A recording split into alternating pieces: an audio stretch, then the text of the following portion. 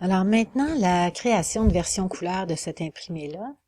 Ce que je vais faire pour recolorer mon imprimé textile, donc là, je vais supprimer ici mon scan. Ce que je vais faire, c'est que je vais travailler directement ici avec ma tuile. OK, donc je peux travailler directement avec celle-là. Si elle n'est pas disponible ici, je peux prendre la tuile qui est là, la glisser sur mon plan de travail. Je vais utiliser ici le guide des couleurs pour recolorer puis m'assurer que je conserve surtout la même harmonie. Donc là, mon image est sélectionnée. Je vais aller ici dans la modification, ici.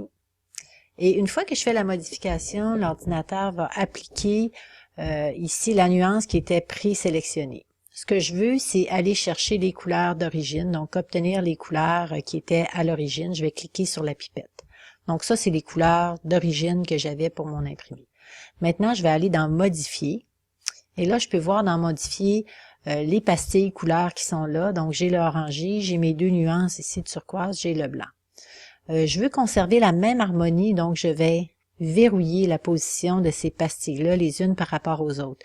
Ici, je suis presque dans un contraste de complémentaire. OK, je suis très à l'opposé, en fait, là, sur le cercle chromatique. Et puis ici, j'ai une nuance qui est plutôt pas une analogie, mais un camailleux pour ces deux couleurs-là. Donc, je verrouille tout ça. Mes lignes deviennent des lignes continues qui me démontrent bien que c'est verrouillé. Et là, je peux déplacer ici mes pastilles, une des pastilles sur le cercle chromatique. Et ça m'assure que je vais conserver toujours la même harmonie. Il est possible dans certaines nuances de couleurs que la différence entre les deux nuances ici soit pas assez forte et que je veuille pouvoir modifier ça.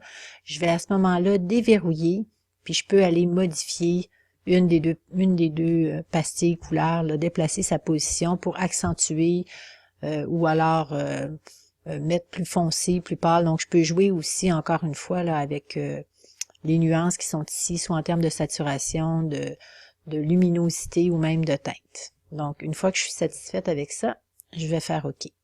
Et j'ai ma deuxième version couleur que je dois aller introduire ici maintenant à l'intérieur de mon nuancier pour pouvoir l'appliquer éventuellement ici.